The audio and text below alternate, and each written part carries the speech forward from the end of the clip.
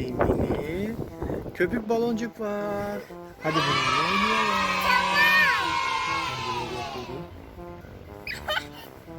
Evet. Bak yakala. Oo kocaman. Evet.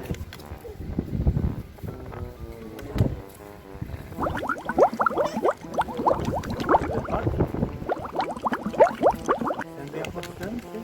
Evet. İsteyebilirsin. Aha. Evet. Kocaman baloncuk yapalım mı? Ay patladı. Ay ne patladı ya. Ay uçtu. Evet.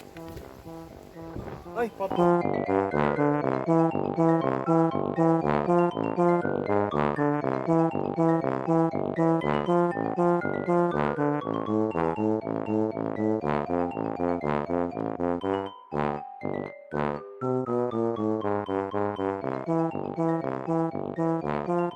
İstiyorsan bir tane sen yapabilirsin. Tamam. Bir yap bakalım. Ama güzelce olsun, tamam mı? Kocaman olsun. Yap bakalım. Ay rüzgarla patladı ya. Bir daha tekrar deneyelim. Kocaman olsun lütfen. Evet üf, üf, üf, üf, üf. Evet yaşasın. Yaşasın.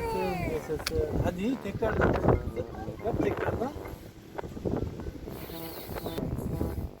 Hadi kızım kocaman baloncuk yapalım. Kocaman. Hadi. Aa bu neden olmuyor ya? Yapamıyorum. Aa kızım neden öyle yapıyorsun ama ya? Ama olmaz ki böyle kızım ya.